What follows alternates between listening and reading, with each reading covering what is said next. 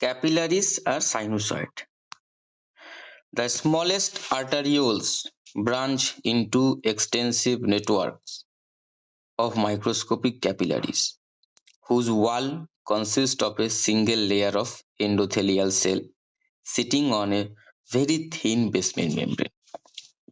তাহলে মোটা আর্টারিগুলো যেমন অ্যাওটা ডিভাইড হয়ে যাচ্ছে সরু আর্টারিতে, সরু আর্টারিগুলো আবার ডিভাইড হচ্ছে আর্টারিওলসে, আর্টারিওলসগুলো ডিভাইড হচ্ছে, আর্টারিওলসগুলি কি তৈরি করছে? ক্যাপিলারি তৈরি করছে।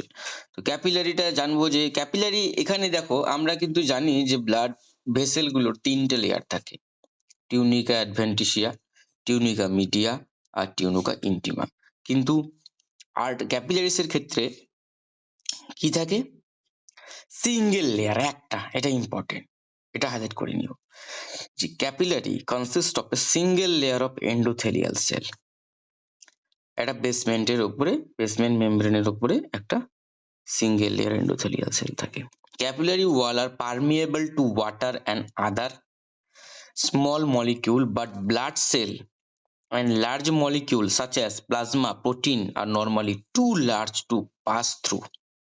ক্যাপিলারি ওয়াল গুলো কেন পাতলা বানাতে গেল উপরাল আমাদের? কারণ আলটিমেটলি রক্ত কোষে কোষে রক্তকে পৌঁছাতে হবে, কারণ কোষে কোষে খাবার এবং অক্সিজেন পৌঁছে দিতে হবে। তো ক্যাপিলারি হচ্ছে একদম শেষ, যেখানে হার্ট থেকে যখন ব্লাডটা বেরোলো, আর্টারি, মোটা আর্টারি থেকে সরু আর্টারি, সরু আর্টারি থেকে আর্টারিওলস, আর্টারিওলস থেকে ক্যাপিলারিতে পরিণত হলো এবং ক্যাপিলারি হচ্ছে কোষে পৌঁছায়। তো এবং ক্যাপিলারি যদি মোটা হয়, তিনটে লেয়ার থাকে, সহজে যদি পারমিয়েবল না হয়, এপার থেকে এপার যদি ব্লাড না যেতে পারে, তাহলে কি লাভ? সেজন্য ক্যাপিলারি গুলোকে পাতলা বানিয়ে দিয়েছে উপরওয়ালা। তো সেই জন্য ক্যাপিলারি দিয়ে কিন্তু তোমার নিউট্রিয়েন্ট চলে যায়, জল চলে যায়, কিন্তু আরবিসি কিন্তু যায় না। আরবিসি অলওয়েজ কোথায় থাকে? ব্লাড ভেসেলস এর মধ্যে থাকে, ক্যাপিলারির ভেতরে থাকে। আরেকটা জিনিস, নট অনলি আরবিসি, আরেকটা কি? Plasma protein, very important. Plasma protein কখনোই ব্লাড ভেসেল ছেড়ে টিস্যুতে যায় না। কেন প্লাজমা প্রোটিন কেন যেতে পারে না? কারণ প্লাজমা প্রোটিন ক্যাপিলারিতে যে তোমার ক্ষুদ্র ক্ষুদ্র যে তোমার ছিদ্র থাকে, সেটা দিয়ে প্লাজমা প্রোটিনের অণুগুলো বড় যেতে পারে না, আর যাওয়া উচিতও না। প্লাজমা প্রোটিন যদি ক্যাপিলারি থেকে বেরিয়ে টিস্যুতে চলে যায়, তাহলে কি সমস্যা হবে বলতে পারবে?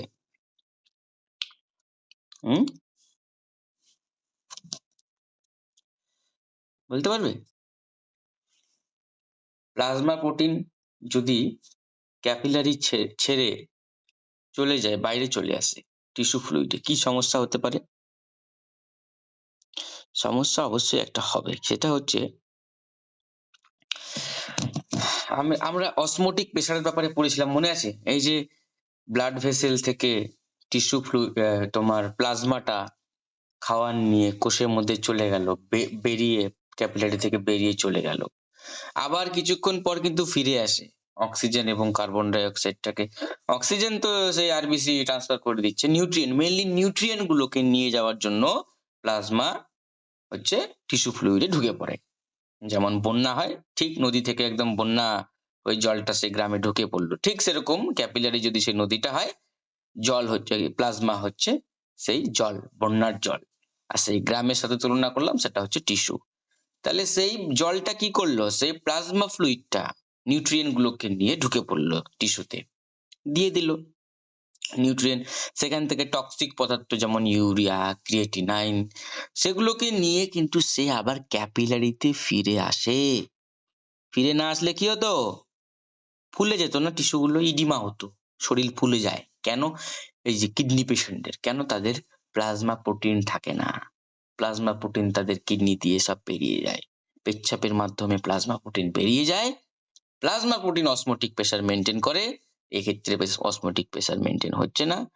Plasma protein very important. Plasma protein যদি ক্যাপিলারিতে বা ক্যাপিলারি কি ব্লাড ভেসেলে না থাকে, তাহলে যে ফ্লুইডটা যাবে টিস্যুতে, সে আর ফিরে আসবে না।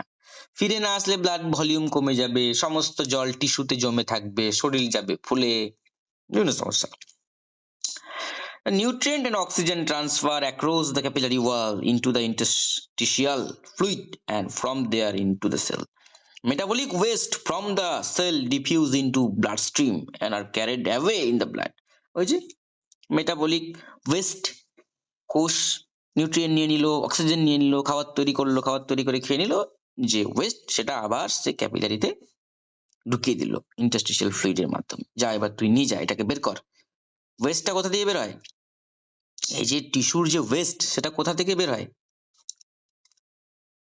বলো? একটা ছবি দিলাম দেখো গ্রুপে।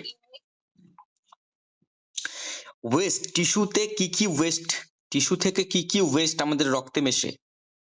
এক হচ্ছে কার্বন ডাই অক্সাইড, দুই হচ্ছে মেটাবলিক টক্সিক প্রোডাক্ট যেমন ইউরিয়া, ক্রিয়েটিনিন। তো কার্বন ডাই অক্সাইড স্যার ফুসফুসের মাধ্যমে বেরিয়ে আসে, আর মেটাবলিক আরো যে ওয়েস্ট প্রোডাক্ট যেগুলো ইউরিয়া, ক্রিয়েটিনিন, সেটা কোথা দিয়ে বের হয় বলো? ইউরিনের মাধ্যমে। ভেরি গুড প্রিয়াঙ্কা, ইউরিনের মাধ্যমে। দেখো আমি গ্রুপে একটা ছবি দিয়েছি, আর্টারি দিয়ে লাল লাল আরবিসি গুলো সুন্দরভাবে এলো। যেই আরবিসি থেকে অক্সিজেন এবং নিউট্রিয়েন্টটা ক্যাপিলারি থেকে, এটা কিন্তু ক্যাপিলারি, হ্যাঁ এখান থেকে মোটা মনে হচ্ছে, আর্টারিটা মোটা আর্টারি নয়, ক্যাপিলারিটাকে জুম করে দেখানো হয়েছে। তো যেই আরবিসি থেকে অক্সিজেন এবং নিউট্রিয়েন্টটা বেরিয়ে গেল, সেই ক্যাপিলারিটাই কিন্তু ভেনিউলস ফর্ম করলো। তাহলে ব্লাড কিন্তু একমুখী প্রবাহ, আর্টারি আর ভেনের মধ্যে কোনো যে কানেকশন নেই এটা কিন্তু একদম মাথায় এনো না। আর্টারিটাই কিন্তু ভেনে পরিণত হচ্ছে। আরবিসি থেকে যে অক্সিজেনটা বেরিয়ে যাচ্ছে, নিউট্রিয়েন্ট বেরিয়ে যাচ্ছে, এবং এই আরবিসিতে যখন আবার কার্বন ডাই অক্সাইড এবং ওয়েস্ট প্রোডাক্ট ঢুকে যাচ্ছে, সেটাই আবার পরিণত হয়ে যাচ্ছে কিসে? ভেনিউলস। ঠিক আছে, একমুখী প্রবাহ। তারপরে দেখো কি লেখা আছে, metabolic waste from the cell diffuse into the bloodstream and are carried away the blood with the exception of those on the skin surface and the cornea of the eye. All body cell lie close to the capillary. বলছে প্রত্যেকটা শরীরের কোষ ক্যাপিলারির সাথে, মানে ক্যাপিলারির পাশাপাশি অবস্থান করে, কারণ তাদেরকে ক্যাপিলারি থেকে তো খাবার নিতে হবে, অক্সিজেন নিতে হবে। এক্সেপশন আছে, দু জায়গার কোষ কোন রকম ক্যাপিলারি সাপ্লাই নেই, কোন রকম ব্লাড সাপ্লাই নেই। একটা হচ্ছে কর্নিয়া আর একটা হচ্ছে স্কিনের উপরিভাগ। দেখো আমাদের চোখের যে কর্নিয়াটা আছে না, সেখানে জানো তো কোন রকম ক্যাপিলারি নেই। পরীক্ষায় যদি কোশ্চেন থাকে বা তোমাকে এটা যদি, যদিও এটা কিন্তু অনেক সময় জিকেতেও জিজ্ঞেস করা হয়, আমাদের বডির কোন কোষে কোন রকম অক্সিজেন সাপ্লাইয়ের জন্য ক্যাপিলারি নেই? কর্নিয়া। তাহলে কর্নিয়া অক্সিজেন কোথা থেকে পায়? কর্নিয়া সেলগুলো প্রিয়াঙ্কা বলো? ডাইরেক্ট বাতাস থেকে। কর্নিয়া তো বাইরে, স্ক্লেরার উপরের যে লেয়ারটা, তোমাদের চোখ পড়িয়েছে? এনটিএস এর চোখ পড়িয়েছে? পড়ায়, ঠিক আছে, আমি যখন পড়াবো ডিটেলস খুব সুন্দর করে চোখটা পড়িয়ে দেবো। চোখ কি সবই পড়াবো সুন্দর করে। তো চোখের কর্নিয়া, কর্নিয়া ডাইরেক্ট বাতাসের থেকে অক্সিজেন নেয়। আর স্কিন, তুমি দেখো না নিজের স্কিনের উপরিভাগটায় তাকাও তো, উপরিভাগটা একদম স্কিনের একদম উপরের লেয়ারটা, সেখানেও কিন্তু কোনো রকম ক্যাপিলারি নেই। তাহলে স্যার সেইখানকার কোষগুলো কোথা থেকে অক্সিজেন নেয়? ডাইরেক্ট বাতাস থেকে অক্সিজেন নেয়। ঠিক আছে, এগুলো এক্সেপশন, হেল্প করে নিও। তারপরে বলছে on average capillaries are between 3 and 4 micrometre in diameter. ক্যাপিলারির ডায়ামিটার কত হয়? এই যে এত কিছু বললাম, ক্যাপিলারি নাকি আলটিমেটলি কোষে গিয়ে অক্সিজেন এবং খাবার দেয়, তো এই যে সূক্ষ্ম ক্যাপিলারির ডায়ামিটার কত? Between 3 and 4 micrometer, about half the diameter of erythrocyte. একটা আরবিসির হাফ ডায়ামিটার। আরবিসির ডায়ামিটার কত ছিল? 7 মাইক্রোমিটার। ভেরি গুড, 7 আরবিসির অর্ধেক। তাহলে ভাবো এত সূক্ষ্ম একটা আরবিসি কে তো খালি চোখে দেখাই যায় না। কখনো আমাদের অনেক সময় অনেকবার কেটেছে, হাত কেটেছে, পা কেটেছে, রক্ত দেখেছি লাল, কিন্তু আরবিসি কে কখনো আমরা খালি চোখে দেখতে পাই না। সেই আরবিসির নাকি হাফ, তা বোঝো এবার ক্যাপিলারি কিরকম সাইজ। তারপর বলছে এখানে about half of the diameter হলো which must therefore bend and fold to squeeze through, যে কারণে এই যে হাফ হওয়ার জন্য এরিথ্রোসাইট গুলো কি হয়, স্কুইজ করে যায়, বেন্ড হয়ে ঢুকে যায়। যেহেতু ইলাস্টিসিটি আছে আরবিসির একটা এই ধর্মটা আছে, ইলাস্টিসিটি ধর্মটা, সেই জন্য সে স্কুইজ করে ঢুকে যেতে পারে। In certain places including the liver and bone marrow, the capillaries are significantly wider and leakier than normal. Leakier মানে লিক করে, লিক না করলে তো হবে না। ক্যাপিলারি যদি লিক না করে, ক্যাপিলারি থেকে নিউট্রিয়েন্ট বেরোতে পারবে না, ক্যাপিলারি থেকে অক্সিজেনও বেরোতে পারবে না। তাহলে যদি তোমাদেরকে জিজ্ঞেস করা হয় সব থেকে বড় ক্যাপিলারি কোথায় দেখা যায়, সব থেকে বড় ক্যাপিলারি দেখা যায় লিভারে, আর কোথায়, বোন ম্যারোতে। আর এই ক্যাপিলারি গুলোর বৈশিষ্ট্য কিরকম হয়, এই ক্যাপিলারি গুলো স্যার কম্পারেটিভলি ওয়াইডার হয়। যেমন আমরা জানি স্যার 3 থেকে 4 মাইক্রোমিটার ডায়ামিটার হয় সাধারণত, কিন্তু স্যার এখানকার ক্যাপিলারি গুলো একটু ওয়াইডার হয় কম্পারেটিভলি। আর একটা ধর্ম আছে এদের, একটা বৈশিষ্ট্য আছে, এরা খুব লিকিয়ার, খুব সহজেই লিক করে। ছবি দিচ্ছি দেখো, বোন ম্যারো এবং লিভারের ক্যাপিলারি কেমন হয়। এগুলো জরুরি, এই জন্যই আমি দেখো খুব কম জিনিসই আমি বাদ দিচ্ছি এখান থেকে, যেগুলো জরুরি আমি সবই পড়াচ্ছি।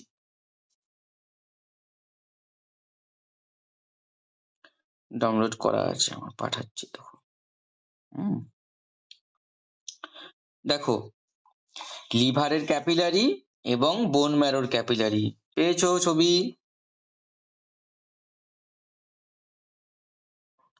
এই ক্যাপিলারি গুলোকে আরো জুম আউট করে যদি দেখা হয়, সরি জুম ইন করে যদি দেখা হয়, তাহলে সেটাকে দেখতে এই রকম লাগবে। কিরকম লাগবে, এখন যে ছবিটা পাঠালাম সেটাই তোমরা ওপেন করে নাও। একদম নিচেরটা দেখো, এগুলো নিচেরটা দেখতে কেমন মনে হচ্ছে না, এর মধ্যে অনেকগুলো ফুটো আছে।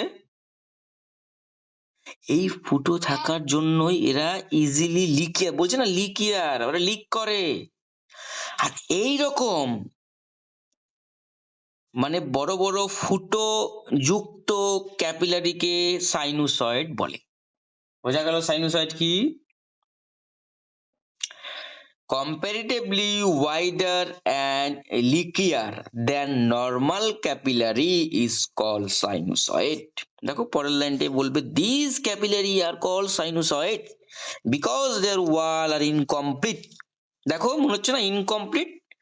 আমি সবার শেষে যে ছবিটা দিয়েছি সেটা খোলো এবং সবার নিচের ছবিটা দেখো, মনে হচ্ছে না ইনকমপ্লিট ওয়াল গুলো ক্যাপিলারির, এখানে ফুটো ওখানে ফুটো।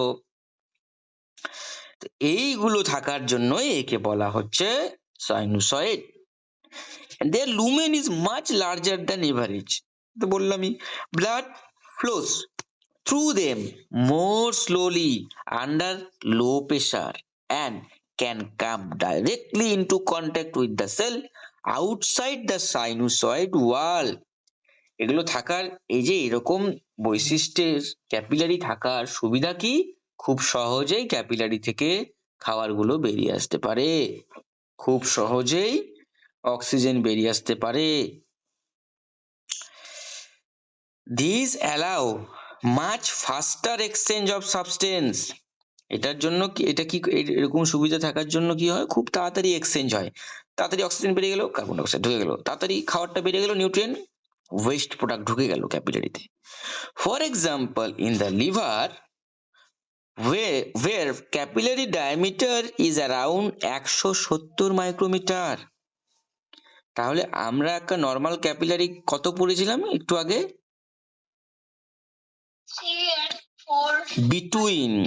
in between 3 and 4, 3 থেকে 4 মাইক্রোমিটারের মাঝে। আর এখানে দেখো 170, কত বড়। The slow blood flow through these wide and leaky sinusoid allow the liver to adjust the composition of blood arriving from the gastrointestinal tract. কেন? এখানে স্লো ব্লাড ফ্লো হয়। স্লো ব্লাড ফ্লো দেখো স্লো যদি না হয় না, কারণ খুব স্পিডে যদি ব্লাড এখান থেকে বেরিয়ে যায়, এক্সচেঞ্জ ঠিকঠাক হবে না। তারপর আমাদের লিভার থেকে কি বেরোয়? লিভার থেকে বলো,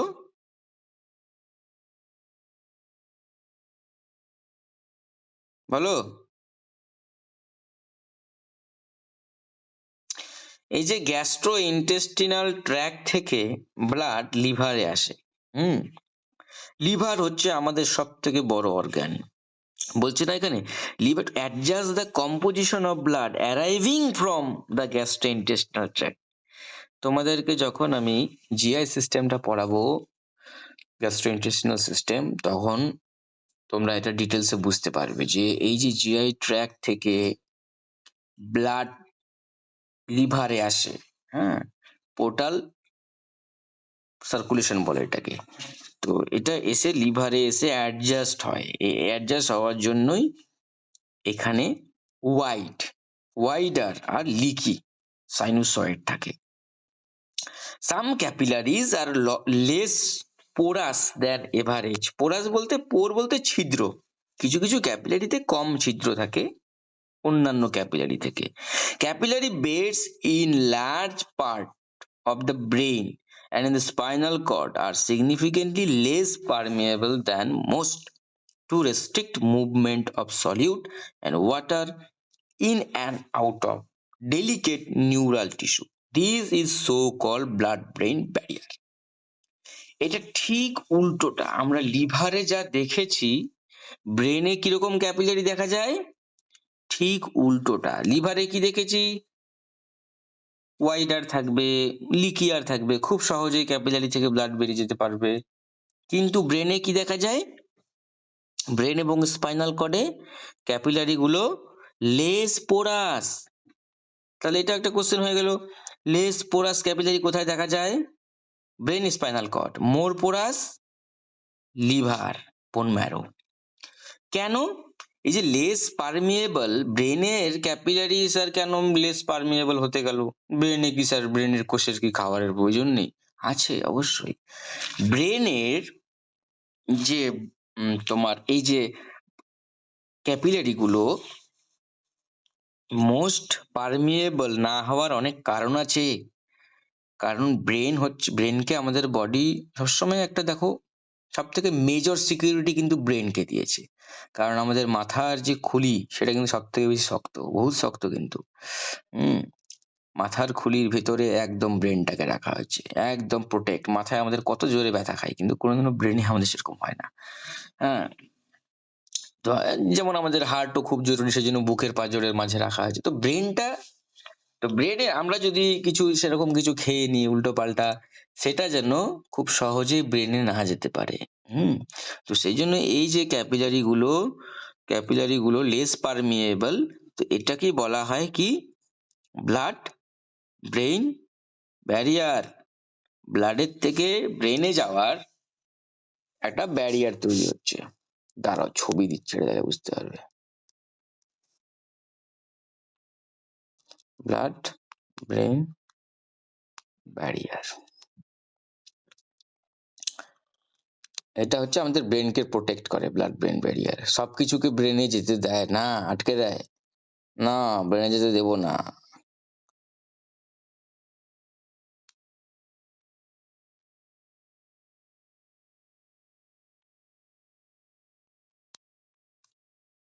দেখো ছবি গেছে গ্রুপে, ব্লাড ব্রেন ব্যারিয়ারের। দেখো, শুধু গ্লুকোজটা ইজিলি যেতে পারে, কারণ ব্রেনের ফেভারিট খাবার কি? গ্লুকোজ। ব্লাড ব্রেন ব্যারিয়ার যদি না থাকতো, আমরা যে ওষুধগুলো খাই, সাধারণত অ্যালোপ্যাথিক অনেক ওষুধই খাই, অনেক ওষুধই রেস্ট্রিক্ট হয়ে যেত, খাওয়া যেত না। কারণ কি? সেগুলো ব্রেনে গেলে ক্ষতি করতে পারে। ব্লাড ব্রেন ব্যারিয়ার থাকার জন্য আমরা আমাদের অনেক ওষুধ আমরা নিশ্চিন্তে খেতে পারি। আমরা জানি যে ওষুধটা ব্রেনে ক্ষতি করে, কিন্তু ব্লাড ব্রেন ব্যারিয়ার আছে, যেতে পারবে না। ঠিক আছে? তাহলে ক্যাপিলারি আর সাইনুসয়েড খুব জরুরি টপিক ছিল, হয়ে গেল আমাদের। আর ক্যাপিলারি রিফিল টাইম দরকার নেই, কিছুই না। তোমার কোনো একটা বডি পার্টে আমি চেপে দিলাম আঙ্গুল দিয়ে, আঙ্গুলটা তুলে নিলাম, চেপে দিলে কি হবে, সেখানকার ব্লাড গুলো ছড়িয়ে গেল, ছেড়ে দিলাম ব্লাডটা আবার সে জায়গায় চলে এলো, সেটাকে বলে ক্যাপিলারি রিফিল টাইম। নিজে পড়ে নেবে একবার, অতটা জরুরি না। এবার চলে আসো ভেইন অ্যান্ড ভেনিউলস। তাহলে আমরা আজ কার্ডিওভাস্কুলার সিস্টেম পড়ছি। কার্ডিওভাস্কুলার সিস্টেম, কার্ডিও মানে হার্ট, ভাস্কুলার মানে ভেসেল, ভেসেল মানে কি রক্তবাহ। তো হার্ট আমরা পরে পড়বো, তার আগে আমরা ভেসেল পড়ছিলাম। ভেসেল রক্তবাহের মধ্যে মেইনলি আমরা দেখেছি রক্তবাহকে ভাগ করা হয় ধমনী এবং আর্টারিতে। ধমনী আর্টারি একই জিনিস, ধমনী এবং শিরায়। তো ধমনী আমাদের পড়া হয়ে গেছে। ধমনী, মোটা ধমনী, পাতলা ধমনী, একদম পাতলা সরু ধমনী যেটা হচ্ছে ক্যাপিলারি, পড়া হয়ে গেছে। এবার আমরা পড়বো শিরা। শিরাকে কি বলে, ভেইন, তাই তো?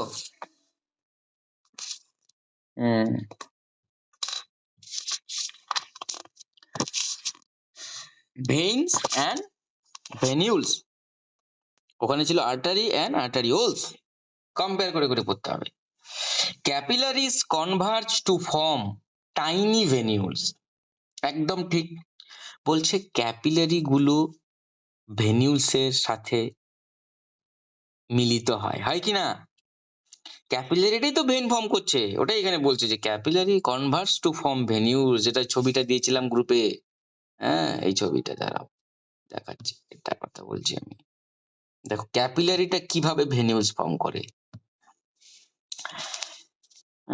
বলছে blood pressure drop significantly in the capillary bed, so blood travels through the venous system at low pressure. অবশ্যই বলছে এখানে ভেনের যে ব্লাড, ভেনের মধ্যে যে ব্লাডটা থাকে, সেই ব্লাডের ব্লাড প্রেশারটা বেশি হয় না কম হয় কম্পারেটিভলি আর্টারির তুলনায়? কে বলতে পারবে? কম হয়। তুমি দেখো না, সেই হার্ট যখন পাম্প করেছিল ব্লাড, তখন সব থেকে বেশি ব্লাডের প্রেশার হবে, তখন সেই ব্লাডটা তো আর্টারিতে গেল, আর্টারি থেকে গিয়ে আর্টারিওলসে গিয়ে ক্যাপিলারি থেকে গিয়ে ক্যাপিলারি থেকে খাবারটা ছড়িয়ে গেল কোষে, কোষ থেকে ওয়েস্ট এলো, তারপর ভেনিউলস ফর্ম করলো। সেই হার্ট কখন পাম্প করেছিল, ব্লাডটা ভেনিউলস ফর্ম করতে করতে ওর প্রেশার লো হয়ে যায়। তো অলওয়েজ ভেনাস প্রেশার কিন্তু লো হয়, যে কারণে কোনো ভেন যদি কেটে যায় ফিনকি দিয়ে ব্লাড বেরোয় না। আর্টারি যদি কেটে যায় দেখবেন দূরে ছিটকে গিয়ে রক্ত পড়বে, লাল টকটক রক্ত। Because they do not have to withstand high blood pressure, venous wall are thinner than arterial wall. সেজন্য ভেনাসে যেহেতু ভেনের মধ্যে ব্লাডের প্রেশার থাকে না, তো উপরওয়ালা যখন ভেন বানিয়েছে বলছে ঠিক আছে, ভেনের হচ্ছে তোমার ওই ওয়াল গুলো তো মোটা না করলেও হবে। অলদো যদিও they have same 3 layer of tissue, বলছে 3টে লেয়ার, যেমন আর্টারিতে 3টে লেয়ার থাকে, ভেনের মধ্যেও থাকে, কিন্তু এই 3টে লেয়ার থাকলে কি হবে, এটা পাতলা পাতলা 3টে layer. Some large vein possess valve which prevent back flow of the blood. একটা খুব জরুরি কথা এখানে লেখা আছে, যে কিছু কিছু মোটা মোটা ভেনের মধ্যে ভাল্ভ দেখা যায়, কিন্তু আর্টারিতে কি ভাল্ব দেখা যায়? মোটা মোটা আর্টারিতে কোনোদিনই না, আর্টারিতে ভাল্ব থাকে না, ভেনে থাকে, তাও সব ভেনে না, মোটা মোটা ভেনে। আমরা দেখবো কোন ভেনে থাকে। They are form by a fold of tunica intima. আমরা পড়েছিলাম না যে ব্লাড ভেসেলস এর যে লেয়ার থাকে ভেতরেটা টিউনিকা ইন্টিমা, তো এই যে ভাল্ব গুলো তৈরি হয় টিউনিকা ইন্টিমা ভাঁজ হয়ে। The cusp, cusp R, cusp বলতে কি, দেখো তোমাদের বইতে ছবি আছে তো, 5.3 ছবি পেয়েছো, ভালভ ওপেন আর ভালভ ক্লোজড। তো এই যে ভালভ গুলো, এগুলো হচ্ছে ভেনের ভালভ, মোটা ভেনের ভালভ। তো এই যে দুটো পাতার মতো দুদিক থেকে খুলে যাচ্ছে আবার বন্ধ হয়ে যাচ্ছে, এগুলো এক একটাকে কাস্প বলা হচ্ছে। হার্টে যেমন ভালভ তোমরা পড়েছিলে সেরকম সেম টু সেম দেখতে। এটা দেওয়ার কারণ আছে, উপরওয়ালা এমনি এমনি দেয়নি, ভেনের মধ্যে পাবে। কিছুটা তোমরা পড়েছিলে ক্লাস 9 এর 3rd চ্যাপ্টারে কোচিং নেওয়ার সময়। তো সেমি লিউনার বা half moon in shape with the concave cup shape facing toward the heart. তাহলে এই যে ভালভ গুলো রয়েছে concave shape facing toward the heart, কোন দিকে মুখ করে আছে? হার্টের দিকে। হার্টের দিকে মানে কি উপরের দিকে, হার্ট কোন দিকে, উপরে থাকে। আর এই ভেন জানো এই কোনগুলো ভেনের কথা বলা হয়েছে, মেনলি আমাদের পায়ের ভেনের কথা বলা হচ্ছে, পায়ের মোটা মোটা ভেনের কথা বলা হচ্ছে। এই ভাল্ব না থাকলে কি সমস্যা জানো, এই যে হার্ট যে পাম্প করে দিচ্ছে ব্লাডটা তো খুব সহজেই ওপর থেকে পায়ে নেমে যায়, কিন্তু পায়ে তো কোনো পাম্পিং মেশিন নেই, পায়ের ব্লাডটাকে তো হাঁটে যেতে হবে, তাই না? পায়ের ব্লাডকে হাঁটে যেতে হবে, তো পায়ে তো কোনো পাম্পিং মেশিন নেই, তাহলে ব্লাডটা উঠবে কি করে? পায়ের ব্লাডটা হার্টে উঠবে কি করে? আমরা দাঁড়িয়ে থাকলেও তো উঠে যায়। এই ভাল্ব হেল্প করে, পায়ের মাংসপেশি হেল্প করে, এইভাবেই কিন্তু ওঠে। নামা সোজা, ব্লাডটা উপরে ওঠা কঠিন, সেই জন্যই দেখো উপরওয়ালা বুদ্ধি করে এগুলো দিয়েছে। দেখো বলছে কি বলছে, so that any backflow fill the valve cusp, pushing their edges together and blocking the vessel. Valve are abundant in vein of the limb. এই সমস্ত ভাল্ব সব থেকে বেশি দেখা যায় লিম্বের ভেন। লিম্ব বলতে কি, হাত পায়ের কথা বলা হচ্ছে, মেনলি পা, specially the lower limb where blood must travel A considerable distance against gravity, কারণ আমাদের গ্র্যাভিটির অ্যাগেইনস্টে ব্লাডটাকে উপরে উঠতে হচ্ছে। When the individual is standing, there are none in vein in the thorax, abdomen, head, neck, valve and skeletal muscle pump. বলছে যে thorax মানে আমাদের বুকের, অ্যাবডোমেন পেটের, হেড নেকের ভেনে থাকে না, কিন্তু ভাল্ব হচ্ছে তোমার এগুলোতে থাকে, লিম্বে, পায়ে। and skeletal muscle pump ensure one way flow back to the heart. দাঁড়াও এবার একটা ছবি দেবো, সেটা দেখলে বুঝতে পারবে যে এই ভাল্ব থাকায় সুবিধাটা কি হয়, ব্লাড কি করে উপরে ওঠে।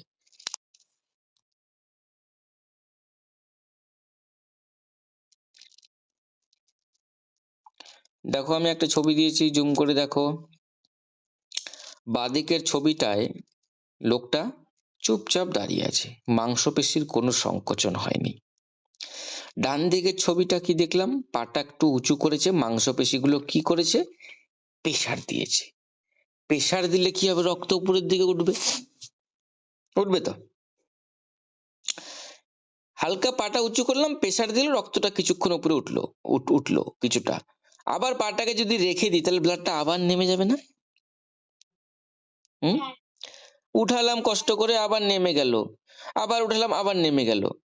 তাই এমনটা যেন না হয় সেজন্য মাঝে মাঝে ভাল্ব দিয়ে দিয়েছে। তাহলে ভাল্ব দিলে কি হবে, কিছুটা উঠলো, আবার নামার সময় ভাল্ব দিয়ে আটকে যাবে, আবার কিছুটা উঠবে, ভাল্ব দিয়ে আবার আটকে যাবে। এই জন্যই ভাল্বটা দেওয়া। ভাল্বটা না দিলে একবারেই ব্লাড নেমে পড়ে থাকবে। ভাল্বটা যদি, এই যে ভাল্বটা যেন খারাপ হলে একটা রোগ হয়, ভেরিকোজ ভেন, ভাল্বটা খারাপ হলে একটা রোগ হয়। ভেরিকোজ ভেনের পেশেন্ট দেখেছো কখনো? গ্রুপে ছবি দিচ্ছি, আশা করি দেখেছো। আজকে বুঝতে পারবে যে সে কেন হয়। ভেরিকোজ ভেন, দাঁড়াও দেখাচ্ছি। যারা অনেক সময় অনেকক্ষণ দাঁড়িয়ে থাকার কাজ করে, যেমন কন্ট্রাক্টর, এদের হয় ট্রাফিক পুলিশ, এদের হয় ভেরিকোজ ভেন বেশিরভাগ, ভাল্ব খারাপ হয়ে যাওয়ার জন্য। শুধু ভাল্বের জন্যই হয়, আদার্স কোনো কারণ নেই। দেখো একটা পেশেন্টের ছবি দিলাম আমি, দেখেছো কিরকম রগগুলো, রগ তো না, যাই হোক ভেন, হ্যাঁ ভেনগুলো ফুলে ফুলে গেছে না? এটা কেন হয়েছে জানো, এই ভাল্বগুলো খারাপ হয়ে যাওয়ার জন্য। ভাল্ব খারাপ হয়ে যাওয়ার জন্য রক্ত উঠতে পারছে না নিচের দিকে, গ্র্যাভিটির জন্য নিচে। এই লোকটা যদি আবার শুয়ে পড়ে, একটু যদি চেপে দেওয়া হয় এই রোগগুলো, আবার দেখবে নর্মাল, মানুষটার পা এরকম ফুলে থাকবে না। আবার ওকে দাঁড়াতে বলবে, দেখবে আবার এরকম ফুলে যাবে। অনেক পেশেন্ট দেখবে তোমরা, তখন বুঝে যাবে একবারে, আরে দাদা তো এটা পুড়িয়েছিল।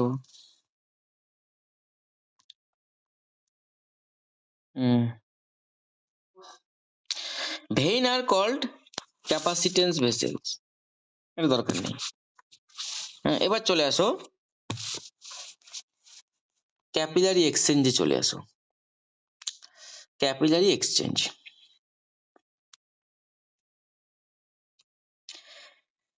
Capillary beds are only site of exchange between blood and the tissue. জানি তো আমরা এটা, ক্যাপিলারি থেকেই তো তোমার এক্সচেঞ্জটা হচ্ছে, অক্সিজেন আর নিউট্রিয়েন্ট বেরিয়ে যাচ্ছে, ওয়েস্ট প্রোডাক্ট আর কার্বন ডাইঅক্সাইড ঢুকে যাচ্ছে। Capillary density varies between tissue organ with high oxygen requirement. For example, the heart, the brain, the liver have extensive capillary beds. The alveoli of the lung are individually wrapped in dense capillary network to maximize oxygen uptake. Capillary density is much lower in the tissue. Example, adipose tissue, few have none. Capillary দরকার কোথায় কোথায়? Capillary যেহেতু ultimately capillary ব্লাডটা কোষে পৌঁছে দিচ্ছে, তাহলে আমাদের যে মেন যেগুলো আমাদের অর্গান রয়েছে সেখানে বেশি ক্যাপিলারি থাকবে, কারণ মেইন অর্গানের খাওয়ারও বেশি দরকার, ওরা মেইন কাজটা করছে। যেমন হার্ট, ব্রেন, লিভার, ক্যাপিলারি বেশি। ফুসফুসেও অনেক ক্যাপিলারি দেখা যায়। কেন? কারণ ফুসফুসে তো অক্সিজেন এবং কার্বন ডাইঅক্সাইডের আদান প্রদান হয়, সেখানে না হলে হবে? দাঁড়াও একটা ছবি দিই, ফুসফুসে দেখবে কিরকম ভাবে পেঁচিয়ে থাকে ব্লাড ক্যাপিলারি গুলো। দেখো অ্যালভিওলা এর মধ্যে কিভাবে নেটওয়ার্ক ফর্ম করছে ক্যাপিলারি, দেখেছো? কেন? সেখানে গ্যাস এক্সচেঞ্জ হচ্ছে, সেখানে না হলে কোথায় হবে? আর সব থেকে কম ক্যাপিলারি ডেন্সিটি কোথায় দেখা যায়? প্রচুর কোশ্চেন হলো কিন্তু আজকে, ছোট ছোট। ক্যাপিলারি ডেন্সিটি কোথায় বেশি হয়, ক্যাপিলারি সাইজ কোথায় বেশি হয়, সাইনোসয়েড কোথায় দেখা যায়, ব্লাড ব্রেন ব্যারিয়ার কি কোথায় দেখা যায়, প্রচুর কোশ্চেন ছোট ছোট। Capillary density much lower in the adipose tissue. Adipose tissue বলতে আমাদের স্কিনের নিচে যে ফ্যাট জমে না, ফ্যাটের লেয়ার, সেখানে যেটাকে অ্যাডিপোজ টিস্যু বলে, সেটা কম, সেখানে কম থাকে capillary. Few have naan at all, few have naan at all cartilage and cornea of the I. কিছু কিছু জায়গায় নাকি কোনো ক্যাপিলারি থাকেই না, ক্যাপিলারি ডেন্সিটি। কার্টিলেজ আর কর্নিয়া, হাইলাইট করে নিও, cornea of the I. Cornea of the I তো বলেই দিলাম, বলেছি না? তাহলে কর্নিয়া অক্সিজেন কোথা থেকে নেয়? ডিরেক্ট নেয়। কর্নিয়াতে কোনো ক্যাপিলারি থাকে না, কার্টিলেজও নাকি থাকে না। চলো, ভালো কথা।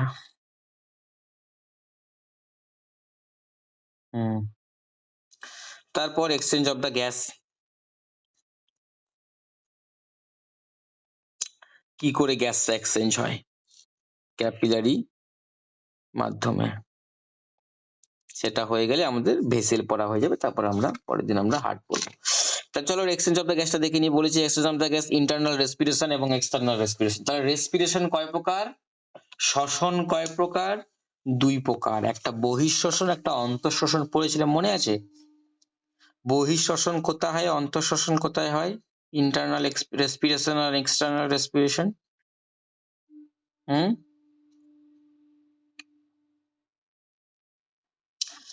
দেখো অক্সিজেন এবং কার্বন ডাইঅক্সাইডের আদান প্রদান কটা জায়গায় হয়? দুটো জায়গায় হয়। এক হচ্ছে ফুসফুসে, আর এক বলো বলো বলো কোষে। কোষে কোষে। তাহলে ফুসফুসে যে অক্সিজেনের আদান প্রদানটা হচ্ছে অক্সিজেন এবং কার্বন ডাইঅক্সাইডের, সেটাকে বলে এক্সটার্নাল রেসপিরেশন। আর কোষে যেটা হচ্ছে সেটাকে বলে ইন্টারনাল রেসপিরেশন। তাহলে internal respiration is the process by which gases are exchange between capillary blood and the local body cell. Exchange of the gases in the lungs take, পিডিএফটা বোঝা যাচ্ছে না গো, কি লেখা আছে এখানে, কি লেখা আছে গো? Take place. আচ্ছা, take place across the capillary and alveolar wall is the call external respiration. External এবং ইন্টারনাল। চলো ইন্টারনাল আর এক্সটার্নালটা বোঝার চেষ্টা করি। প্রথমে কোথায় বুঝবো? প্রথমে আমরা বাঁ দিকেরটা বুঝবো। 5.4 এ চলে আসো, পেয়েছো খুঁজে? 5.4 এটা কোথায় হচ্ছে?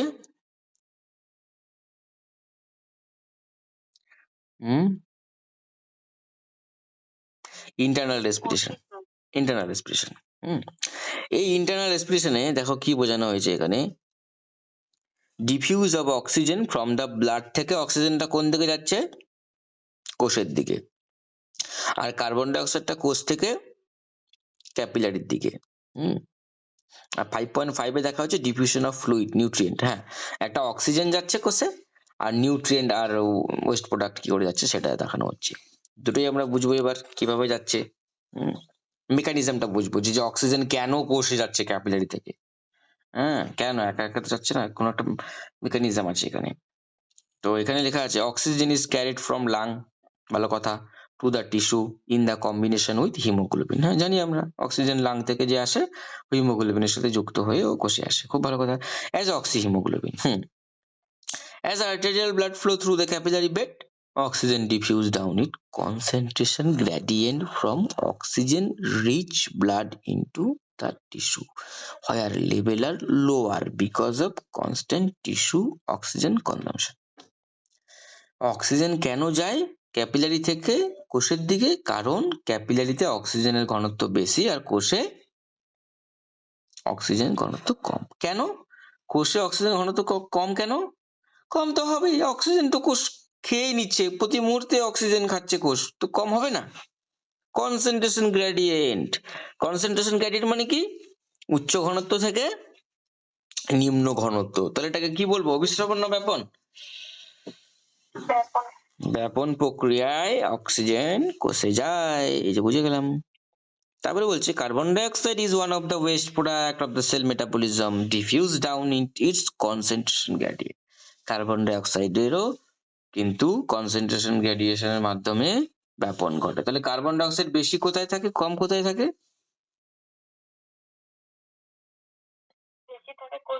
ভেরি গুড, ভেরি গুড, সম্ভব বুঝে গেছে। এক্সচেঞ্জ অফ আদার সাবস্টেন্স, এটা তো অক্সিজেনটা বুঝলাম স্যার, এবারে আদার সাবস্টেন্স গুলো কিভাবে যায়? আদার সাবস্টেন্স সেম নিয়ম। আদার সাবস্টেন্স কিভাবে যায় বলছে, only here can nutrient including glucose, amino acid, fatty acid, vitamin, mineral, salt diffuse from the blood through the semi permeable membrane into the tissue. এটা হচ্ছে সেমি পারমিয়েবল মেমব্রেন দিয়ে এটা যাচ্ছে। Water exchange freely between the plasma and interstitial fluid by osmosis. এটা বুঝতে গেলে তোমাদেরকে আরেকটা ছবি দেখতে হবে। তোমরা দেখো 5.6 এর ছবিটা দেখো তো, পেয়েছো? হ্যালো,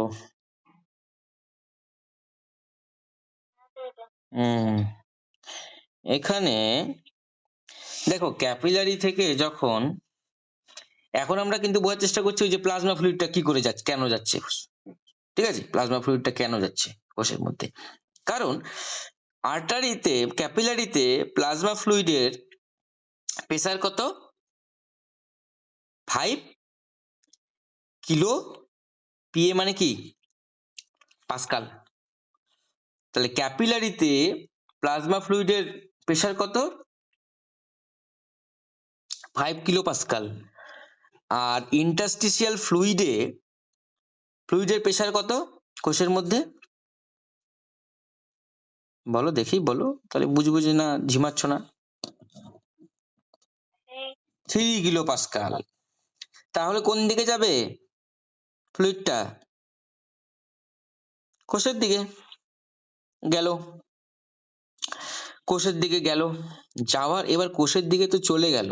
এবার কোষে যখন গেল, গিয়ে ও নিউট্রিয়েন্ট, ভিটামিন, যে কোষকে যা যা দেওয়া ছিল, নে তুই ভিটামিন নে, তুই অ্যামাইনো অ্যাসিড নে, তুই ফ্যাট নে, তুই ভিটামিন নে, সব দেওয়া হলো। চল এবার আমি তাহলে গেলাম, আচ্ছা কি কি নোংরা আছে সব দিতে তো আমাকে, আমি গিয়ে একটু পৌঁছে দিই কিডনিকে আর ফুসফুসকে। সব নিয়ে নিলাম ওয়েস্ট প্রোডাক্ট। এবার ওয়েস্ট প্রোডাক্ট নেওয়ার পর কোষ থেকে তো আবার ক্যাপিলারিতে আসতে হবে। তো কোষ থেকে যখন ক্যাপিলারিতে আসছে তখন প্রেসার বেশি কোথায় আর কম কোথায়? বেশি কোষে আর ক্যাপিলারিতে কম। Very good. ক্যাপিলারিতে কিন্তু তখন কম প্রেসার, সেজন্য চলে আসছে। আর এদিকে তো অসমোটিক প্রেসার রয়েছেই। অসমোটিক প্রেসার তোমার এমনিতেই তোমার ইসেতে তো আছেই না, এদিকে তোমার প্লাজমা প্রোটিন তো রয়েছে, অসমোটিক প্রেসারের জন্য চলে আসছে। তো এইভাবে হচ্ছে তোমার প্লাজমা ফ্লুইডের আদান প্রদান হয়। আর প্লাজমা ফ্লুইড যখন যায়, ও একা যায় না, প্রোটিন, ভিটামিন, অ্যামাইনো অ্যাসিড সবাইকেই নিয়ে যায়। এই ছিল আমাদের ক্যাপিলারি ফ্লুইড ডাইনামিক্স আর এক্সচেঞ্জ অফ গ্যাসেস। তোমরা এই যে এই জিনিসগুলো ভালো করে পড়বে, হ্যাঁ, এই যে এই জিনিসগুলো দাগিয়ে নাও আমি যেটা বলছি এখন।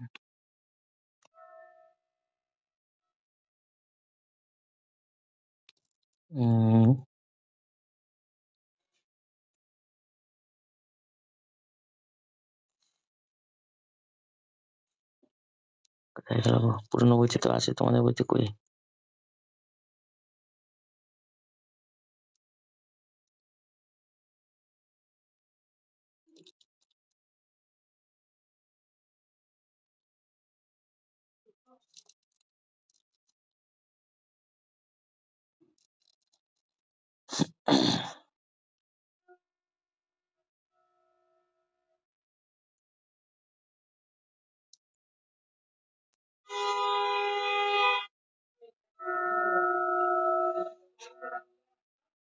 মানে আমি বলতে চাইছি এটাই যে এই যে কার্বন ডাই অক্সাইডটা যে কোষ থেকে বেরিয়ে আসে না, কোষ থেকে বেরিয়ে এসে ব্লাডের মাধ্যমে কোথায় যায়? ফুসফুসে যায় তো। তো সেটা কি রূপে যায়? ও কি প্লাজমার সাথে মিশে যায়, নাকি হিমোগ্লোবিনের সাথে মিশে যায়, না কি কিভাবে যায় জানো কি? অক্সিজেনটা তো জানোই স্যার, হিমোগ্লোবিনের সাথে হিমোগ্লোবিন গঠন করে ও কোষে যায়। কিন্তু কার্বন ডাই অক্সাইড যখন কোষ থেকে বেরিয়ে ফুসফুসে যায় তখন কি রূপে যায় জানো? Sodium bicarbonate, 70% carbon die oxide. তোমাদের বইতে নেই কেন গো? আছে গো, খোঁজো তো। না তো আমি দিয়ে দিচ্ছি ছবিটা আমার বই থেকে তুলে। ঠিক আছে, আমি ছবি দিয়ে দিচ্ছি। পরের দিন আমরা কার্ডিওলজি পড়বো, হার্ট। হার্ট খুব মজার টপিক, খুব ইম্পর্টেন্ট টপিক, বাদ দিও না ক্লাস। তোমাদের হার্ট পড়ানোর পর কিছুটা ইসিজিও বলে দেবো। ইসিজি কিরকম হয়, নর্মাল ইসিজি কিরকম হয়, ইসিজির একটা বেসিক বলে দেবো, যেটা কোনো নার্সই জানে না। ইসিজি কিন্তু ডাক্তাররাই পারে একমাত্র। তোমাদেরকে বলে দেবো শর্ট করে। ঠিক আছে, চলো আজকের মতো এইটুকু।